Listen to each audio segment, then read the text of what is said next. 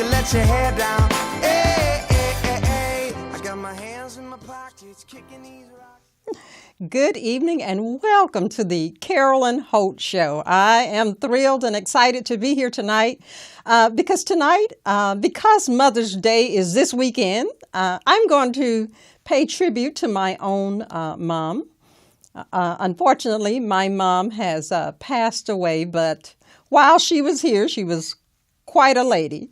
And so we're going to talk a lot about her tonight. But before I get started talking about my own mother, in the news this week, they talked about the campaign that former First Lady Michelle Obama implemented regarding the lunches and trying to make them healthier. And they've been talking a lot about how, well, we need to change that because children, they didn't eat those lunches. They put a lot of that food in the trash. And maybe that is true of some situations. But I wished I had taken a photo because I was at my sister's house one day, and she lives near an inner city, I guess, middle school, Johnny Cochran Middle School. And when the bell rang, I could not believe what I saw.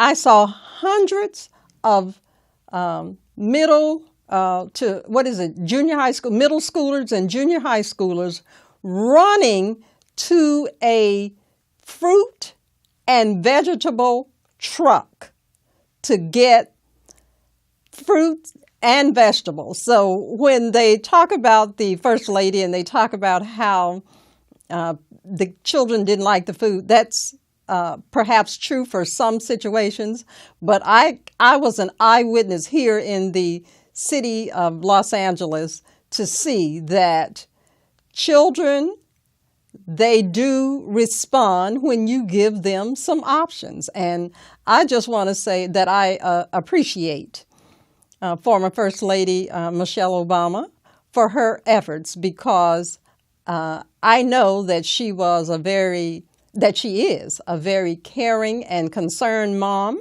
not only for her children, but for children around the world. And it was just wonderful to see that. But like I said, I regret that I didn't take a photo of that moment because I couldn't believe how many students ran to that fruit and vegetable truck. So I just want to tip my hat to former First Lady Michelle Obama because even though there are a lot of people out there that criticize her for her different campaigns, I believe that she really is a woman that not only cares about her own children, but children around the world.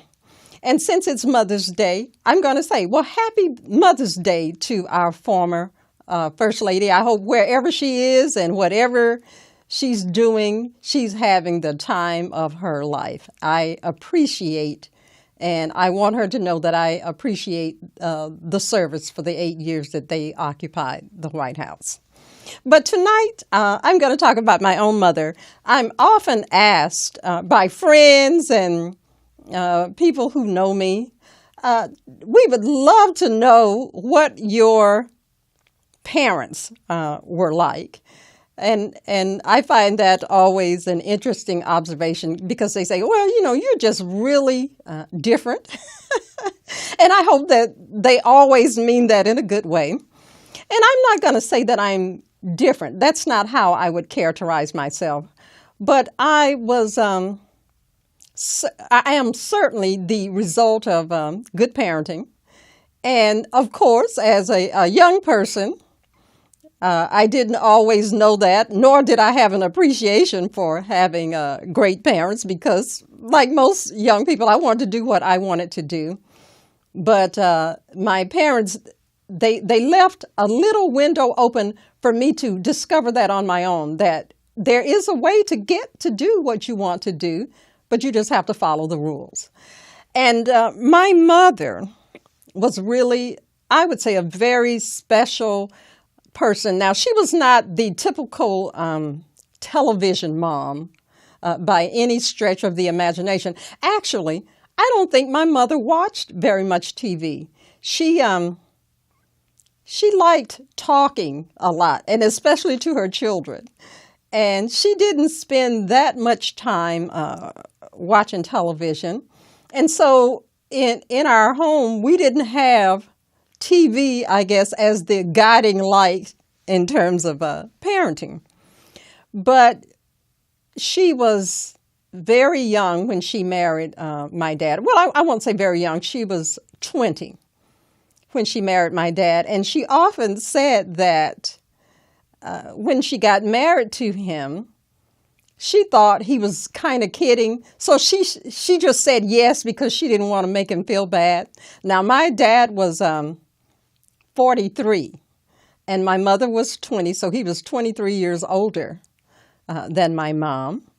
And my mother says that he came and asked her dad for her hand in marriage before he really solidified it with her. And so that's why she said she didn't really want to break his heart because he'd already spoken to her dad. But anyway, they did end up getting married. And she said that's when things really changed. She said courtship is one thing, but marriage looks totally different. And she often made the statement that when they got married, she said she basically, having come from a family where her dad was a minister, and my grandmother was a very soft-spoken woman. She barely spoke above a whisper. And this is the kind of quiet, reserved household that my mother came from. But my dad was a real rascal, and that's not the kind of upbringing he had. And so she said that when they were married, about 6 months, my father started to do a lot of cursing. And she said she didn't really understand that because that was not her background. But she found out that if she wanted to stay with this man, she had to learn how to curse as well. And so I was always a little tickled to find that out, that she says that my father is the reason that she learned how to curse well. Now, my dad, he considered cursing, it was more like a sport for him. It was, I guess, it's how he played one-upsmanship to see who could really lay it down and see how effective it was. I don't think he really meant cursing as something to really hurt one's feelings. He just liked to use it as bravado, I guess. But my mother, she was surprised, she said, by him cursing. But she said she learned how to curse so that she could hang in there with Dad. But I have to commend her because my mother had no formal education, but she had a lot of wisdom. And when they got married, she noticed that my dad, because she was young and she was about the age of my oldest brother, he treated her like one of his children. And she did not like that. And she had her ways of letting him know that she didn't appreciate it. But like I said, with no formal education, she had a lot of wisdom. And I would characterize her as an entrepreneur because she was a fabulous seamstress and she was a hairstylist. All the ladies in our community, they came to her to get their hair done, and they came to her to have their dresses made. And she also taught us how to sew, especially me and my sister that's next to me. We were the ones that were interested in sewing, and she taught us how to sew. But she allowed us to do the part that she didn't like. And there would be these ladies that would come to have their dresses made who didn't really have the figure that matched the pattern that they would bring regarding, the latest dress. And so I was taking sewing. At that time, they had what they called home economics classes. And that's where girls learn how to sew and cook and different things around the house. And in home economics class, I learned how to use a pattern, but to be able to cut garments larger than the pattern, because sometimes they only gave you like an inch or so in terms of the seam to work with. So I learned how to cut above whatever the seam was, so that you could make adjustments in the event that the garment needed to be tighter or if it needed to be loose. And there was this one customer that my mom had that had a very odd figure. Her measurements were 44, 44, 44. And I will never forget that, because I looked at my mother and said, now, exactly what are we supposed to do with this outfit? And she said, well, we have to make this for her. And we did. We did get the garment made. But my mom said, you can't, there will be times in doing this that you don't get to have your way. You have to meet the need of your clients no matter what. So she taught me to just go with it. And in her helping me to understand just going with it, I think it helped me to be a real self-starter. I was the oldest girl, and a lot of the things that needed doing around the house, my mom looked to me to help her to get it done. Now, of course, as most young people, I was resentful and surly, but she had a way in terms of dealing with that, because she was not a terribly effusive mom, and by that I mean she wasn't, some moms are very emotional and everything is a big deal. Well, that's not how it was in our house. Things were a big deal, but not everything. And so my mother, to get a reaction from her, generally you had to do something really bad or really good. So I was always trying to do things that were really good to get a positive reaction, because I also was very curious, and I loved being able to have privileges and things that my other brothers and sisters did not have. And so I figured out very early that if I made my mom happy, then I could get to do what I wanted. But she was very smart, and she knew that that's what I was doing. And so she let me know, though, that it's not about trying to fool her into doing things that I wanted for myself. It was about just being honest and do what you're supposed to be doing, and you're going to get to do what I allow you to do.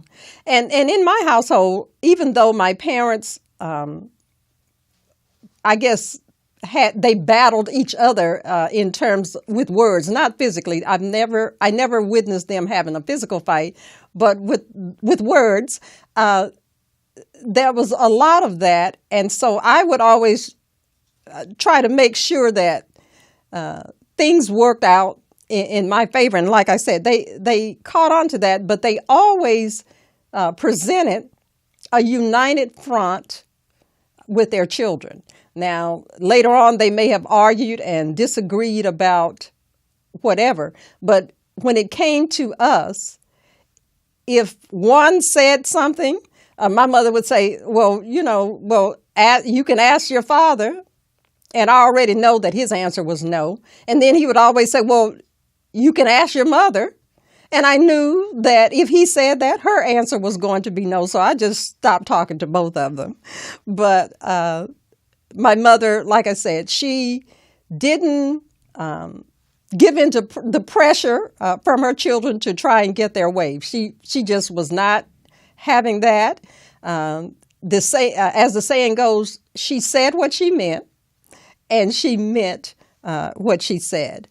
But even though I didn't like that, I recognized when I became an adult that she did very good parenting. I didn't see that or agree with that when I was growing up, but she was an excellent parent. And I'm going to go to break, but when I come back, I'm going to talk about some of the lessons that my mother instilled in us, and some of them I have given to my own son. So stay with me.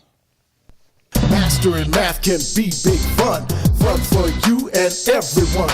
Play it each and every day. Master math the easy way.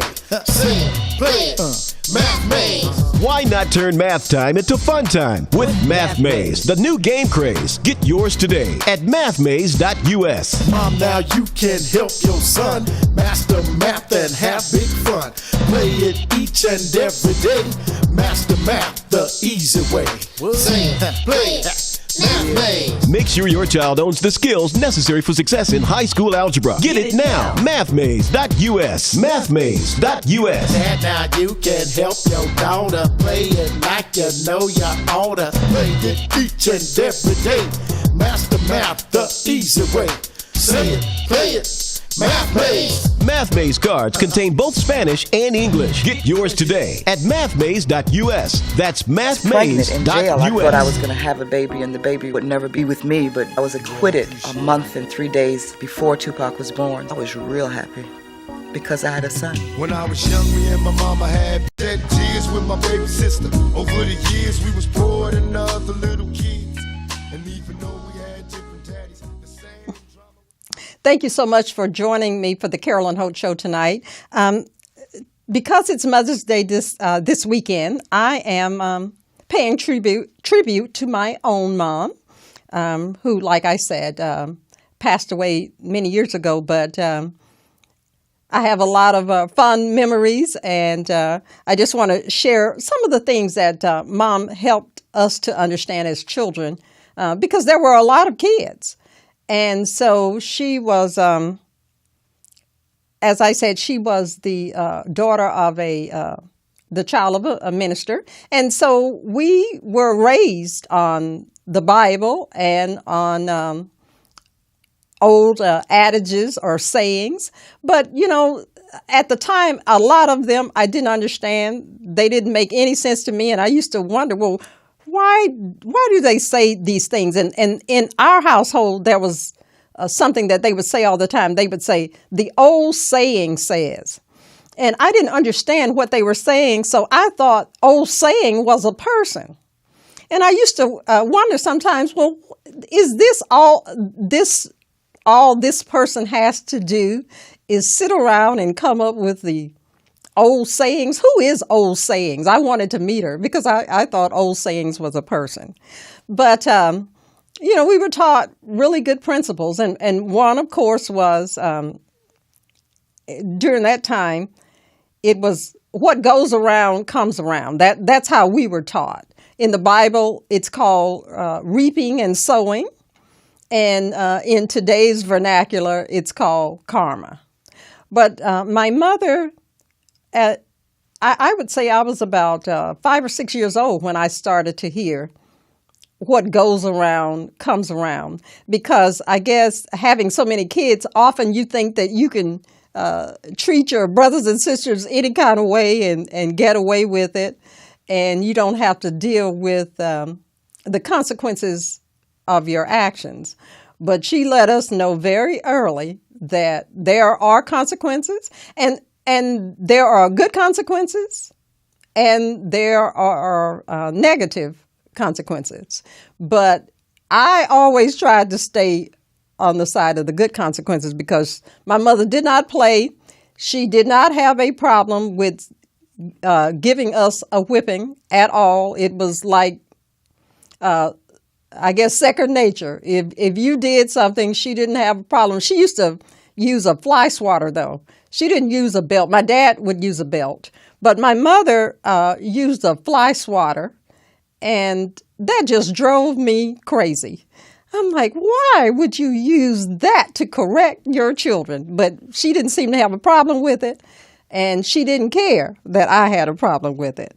But she was very much into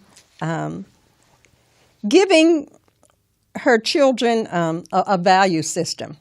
And she would also teach us about, doing unto others as you would have done unto you. And it's amazing that I don't even hear that spoken much anymore, because I guess people don't really live by that.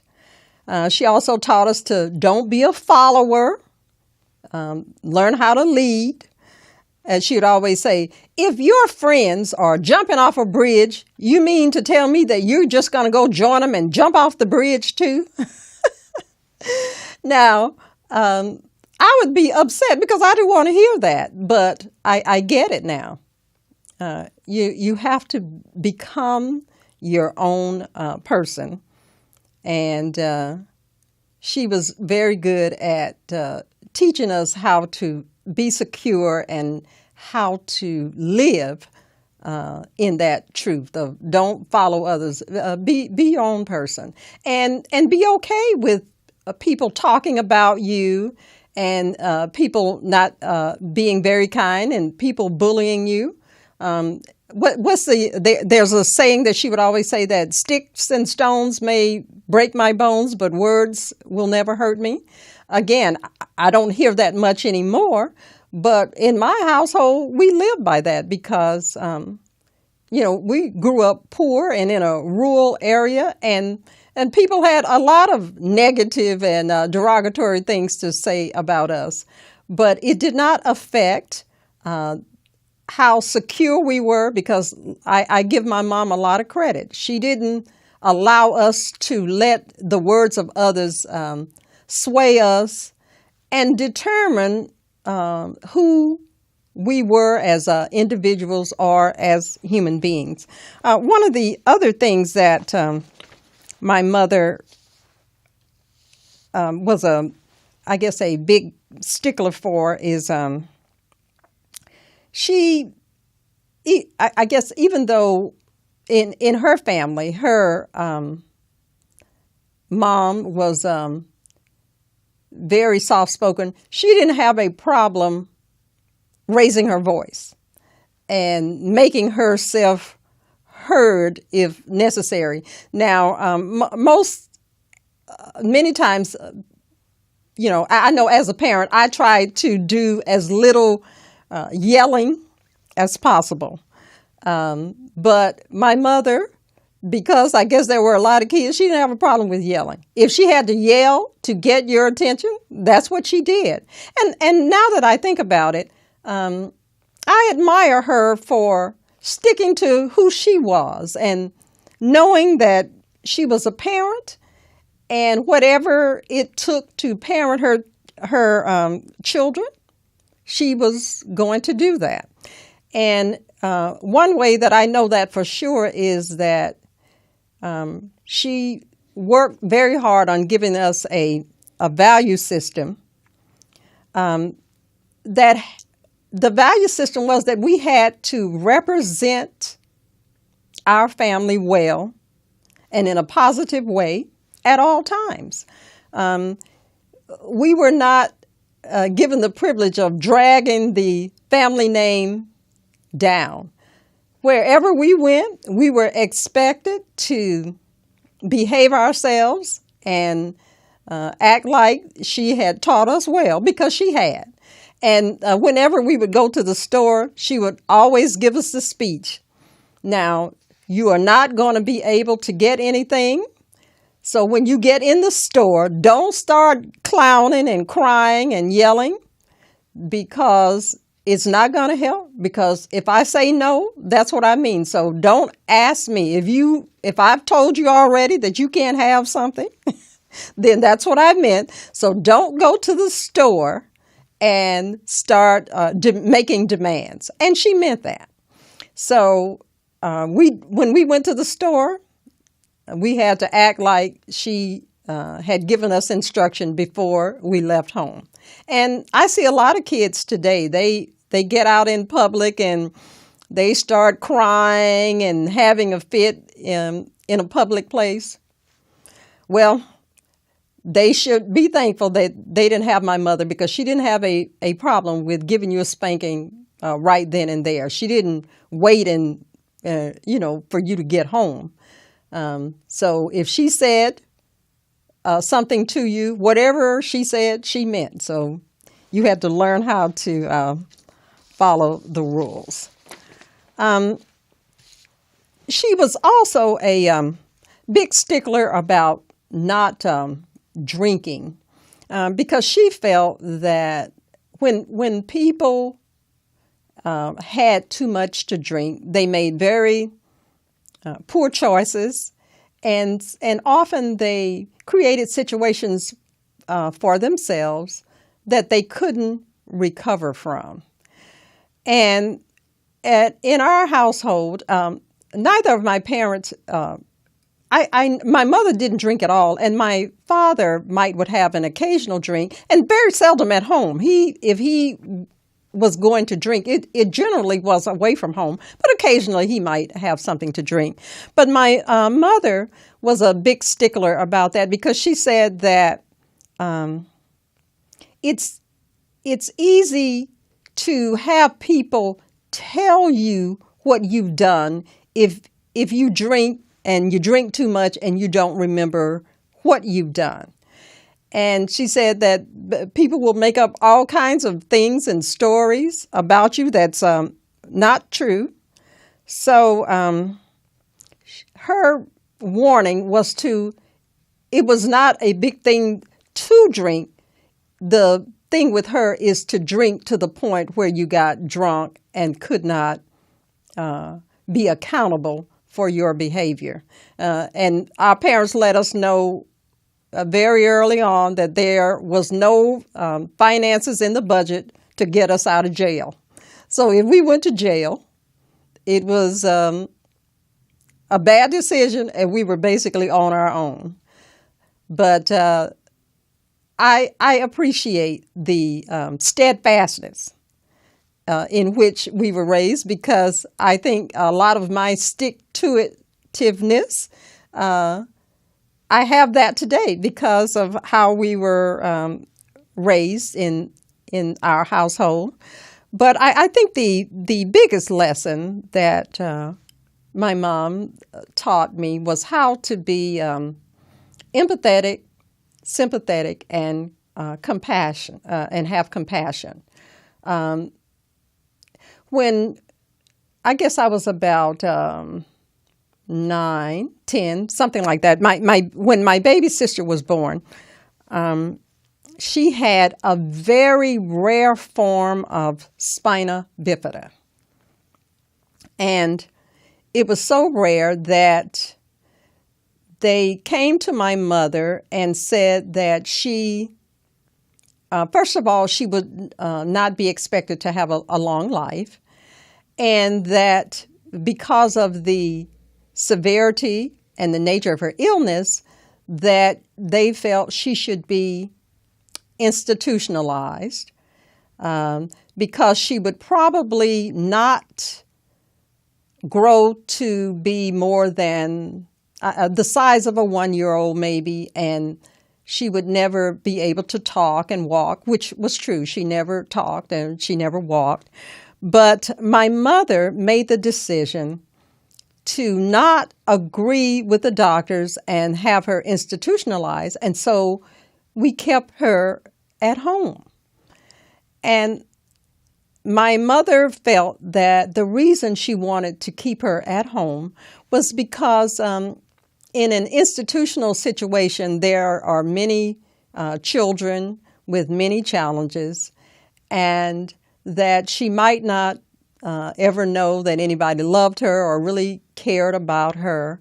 And she didn't want that for her child. She wanted, if nothing else, if she had to have a life that was full of deficits, she wanted her child at home. And so my youngest sister, we all raised her. And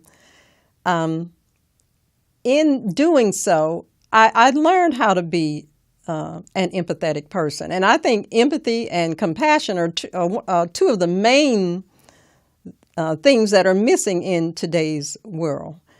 Because you're just going to encounter people that are different from you in many ways. And the real key in life is to develop some humility so that you can deal with any kind of situation and any kind of circumstance. And so with my sister being in our care, I think that this was a really good thing, even though I really believe that I arrived on the planet and I was imbued from day one with, I think, compassion and empathy, because I've always been able to feel for people and to acknowledge, whatever the troubles they were having, and to not be so hard without information. Sometimes people can just make judgments off the bat and they don't have enough information. But I'm not like that. But I do believe that my sister, having the deficits that she did, helped to make it a habit in my life to be empathetic and sympathetic and compassionate. And I so appreciate my mom for not making the decision to, quote unquote, take a problem out of the household, because essentially she felt that if she had institutionalized our sister, that's what she would have been doing. So she spent a lot of time really caretaking not only my sister, but all of us. But when I turned 18, my dad passed away. And that left my mother in charge of 5 children and 6 cats and 6 dogs. And she had to finally, I guess, really assert herself as a woman. I remember one time, speaking of my father, I remember one time that he really did have a hard time, I think, with my mother being as assertive as she was, because we grew up in a time where women, it was just not common for women to wear pants. And with my mother being a seamstress, she told my dad she was going to buy some pants, and he says, "Oh no, you're not going to do that." And so she didn't. She just decided to make them, and she made them out of this very fine gabardine fabric. When I was growing up, gabardine was considered a really special fabric. I think that it really is, because it makes very good suits. But my mom, she liked to go to the wrestling match. And she told my dad that she was not going to go there and wear a dress and be the only woman there in a dress, and she was going to make her a pair of pants. And so she made them. And my dad complained that he didn't like how she looked in them. And her response was, well, it didn't matter, because since he didn't like them, he wouldn't be looking at them. And so she was going to put those pants on and go to the wrestling match, which is what she did. So I think this happened when I was about, I guess, 16 or 17 years old. So she was really starting to assert herself. But like I said, unfortunately, my dad passed away. And when I thought about it, my mother did some really remarkable things for a woman of her generation. She ended up, first of all, she did something that I understand was difficult to do even in the 1990s, and that was establish credit in your own name, and get a Sears card. Apparently, in terms of credit cards, Sears was the hardest card for you to get. And somehow my mother managed to get a card from Sears. And she also, after my dad died, she bought a house and property because she said that she didn't want her children to have to grow up and not have a place to stay. She wanted her children, no matter what went on, to have a place to stay, because the land that we grew up on, even though it was 500 acres of land, it was a lot of people to divide the land with. But she said that she didn't want her children to have to just depend on that. So she went out and bought land and a house. Unfortunately, the house has since burned down, but the land is still there. It's still available to all of us. And I have siblings that currently occupy the land.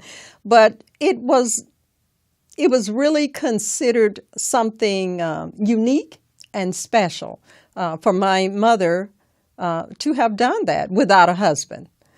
Because, like I said, in that day, in her generation, that was just not an expectation. So I'm very proud of her that she, even though her husband had passed away, she didn't stop living, and she didn't give in to woe is me.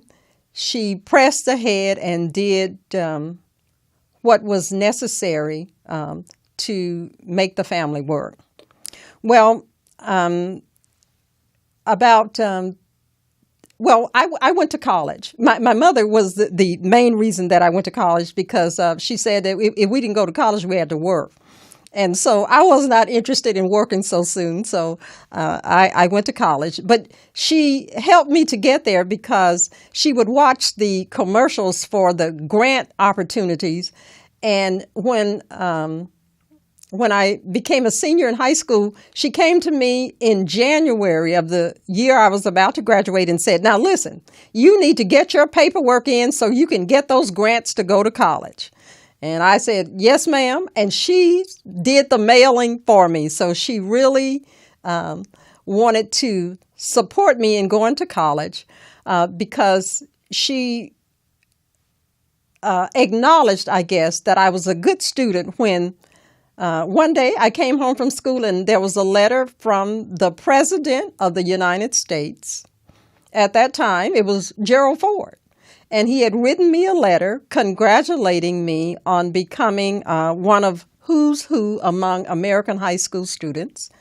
And my mother was so proud of this. And she didn't necessarily tell me how proud she was, but apparently she told her friends and family members, because they all spoke to me about it. She didn't say much about it, but they did. And so she was very proud of me and my accomplishment, and she did everything she could to help me to reach my goal. Well, unfortunately, my mother, she became ill, and she didn't go to the doctor immediately. And between her illness and becoming ill and finding out what was wrong, my youngest sister with spina bifida passed away. And I will never forget, because it was Mother's Day weekend that I lost my sister. And I remember my mom, her personality started to change a little bit. But because it was the summer and I had gotten out of college for the summer, I came home and I convinced her to go to the doctor. And I remember it was in August. We went to the doctor, and the doctor announced to the family that my mother had colon cancer. And he said that she didn't have very long to live. Well, I didn't believe him. And I never told my mother what the doctor said, but I remember she started to feel better and they released her from the hospital. And she asked me, well, what did the doctor say? I said, oh, he said that, that you're very sick, but with good care, who knows what can happen. And she never said anything more about it. I returned to college, and but she got ill again, and this time they hospitalized her for a long time, and by October, she too passed away. But I must say that when I lost my mom, I was not prepared for the loss. I just didn't think that it could happen, that losing my sister and my mother 4 months apart, because that was the time difference. I thought, well, this just couldn't happen. So I went through my depression, and I went through being upset with God and all of these things. But when I returned to school, I told them that I didn't think that I could continue, but they said, oh, no, this is not what your mother would have wanted. And so they insisted, and they ensured me that they would help me get through college, and they did in terms of the financial aspect. And so I was able to graduate on time, which would have made my mother very happy. Unfortunately, she didn't live to see the graduation. But as I said, the steadfastness and the tenacity and the love and the care that she offered the family is still with me today, because she was a real stellar person. And like I said, she was not terribly emotional, but you knew that she cared, and you knew that with her as your advocate, you would be all right, because she was a real go-getter, and I think, like most moms, she did whatever was necessary to keep the family intact and to assure and ensure that her children, no matter what happened, they know that they would be taken care of. I never had to worry about, well, what is going to happen to us, or what's going on here, what's going on there. I never had to be concerned about those things, because my mother, she really did enjoy being a mom.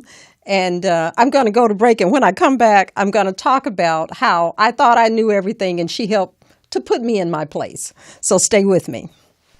Mastering math can be big fun for you and everyone. Play it each and every day. Master math the easy way. Sing it, play it. Math Maze. Why not turn math time into fun time with Math Maze, the new game craze? Get yours today at mathmaze.us. Mom, now you can help your son master math and have big fun. Play it each and every day. Master math the easy way. Sing it, play it. Math Maze. Make sure your child owns the skills necessary for success in high school algebra. Get it now. Mathmaze.us. Mathmaze.us. Dad, now you can help your daughter play it like you know you oughta. Play it each and every day. Master math the easy way. Say it, play it. Math Maze. Math Maze cards contain both Spanish and English. Get yours today at mathmaze.us. That's mathmaze.us.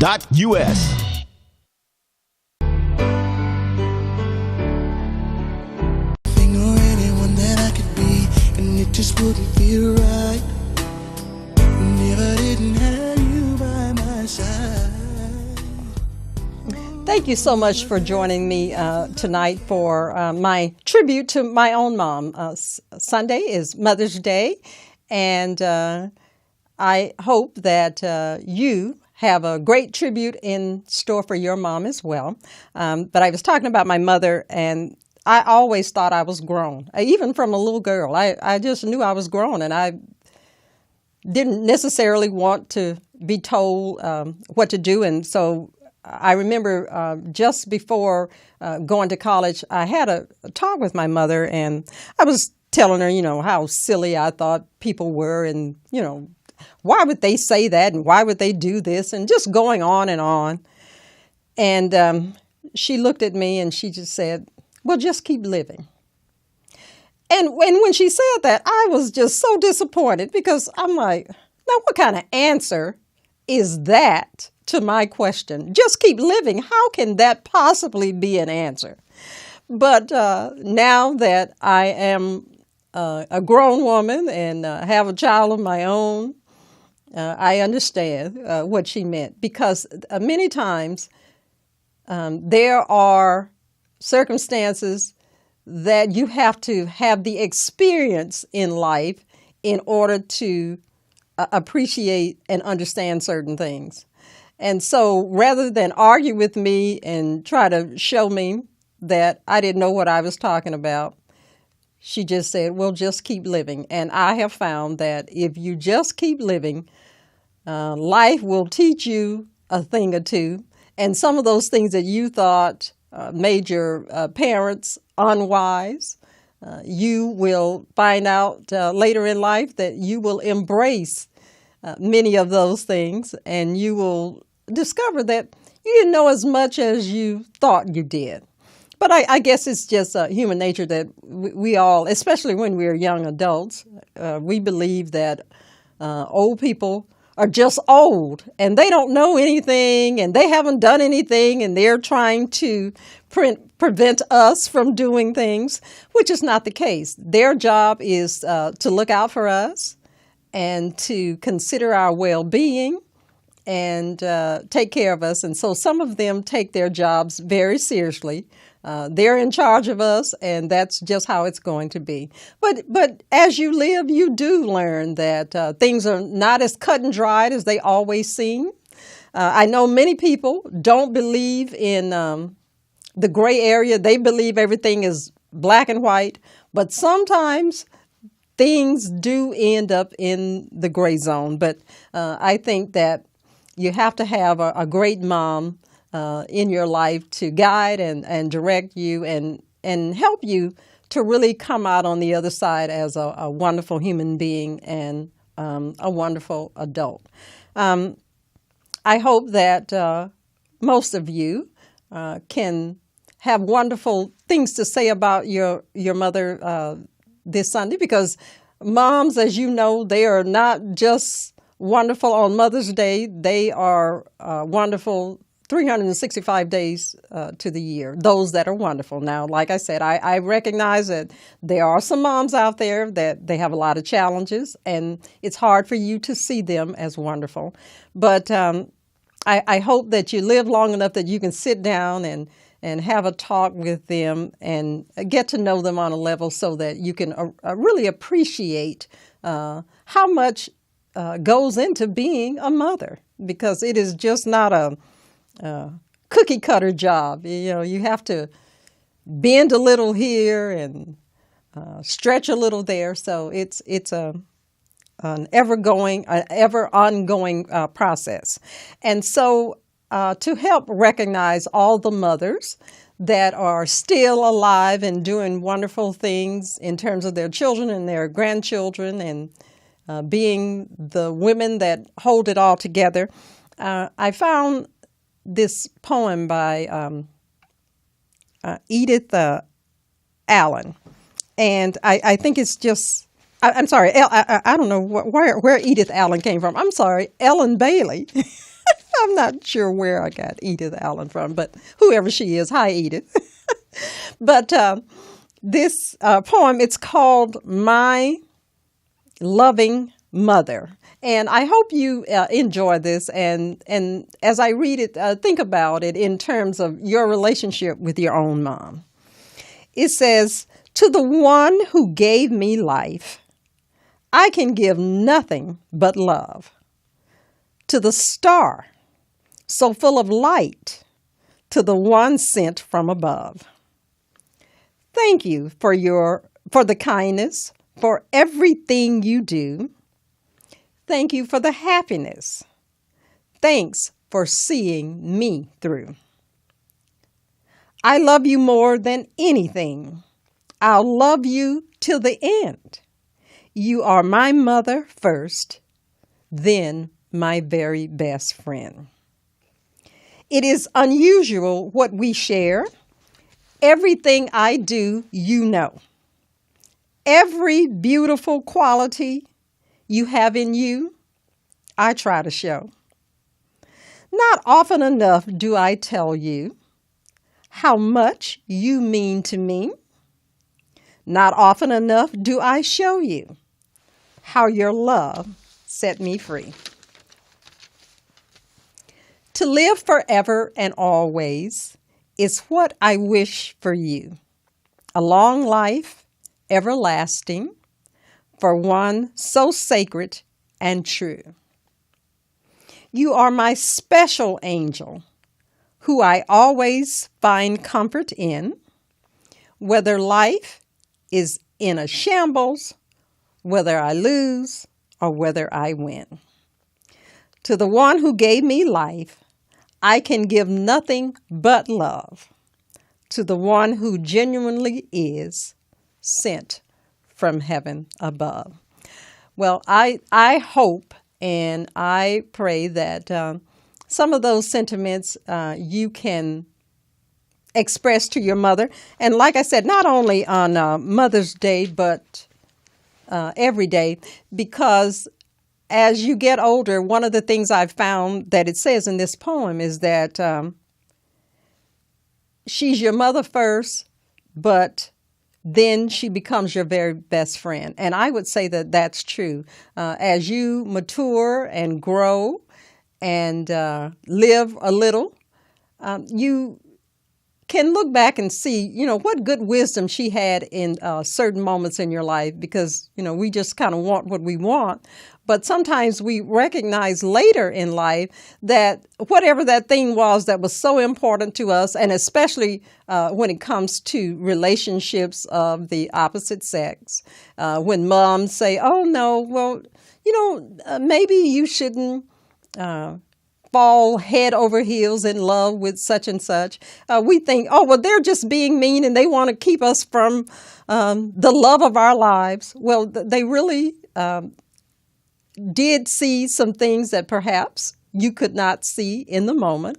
I know that daughters hate when moms make recommendations and suggestions regarding their boyfriends, but they don't have the vested emotional interest that you do, so they can see the situation for perhaps what it is, instead of, as you might think, trying to keep them trying to keep you from having something that you desire. But they are just simply saying, well, even though you may desire this, this person may not be the best person for you. There might be somebody out there that's better, because moms always want what's best for their children.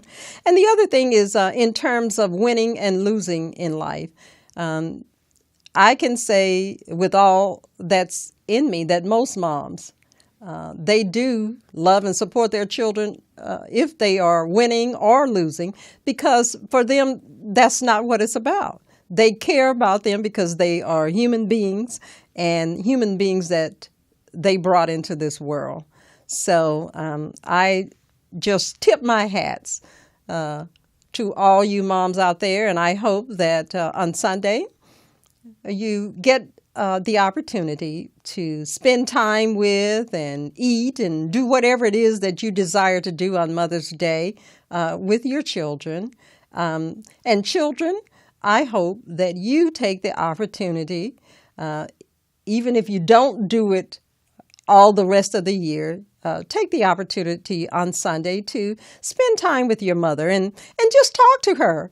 And you would be amazed at some of the things that you will be able to find out. And she may even open up a little bit and just kind of let you know that her life has not just been a bed of roses.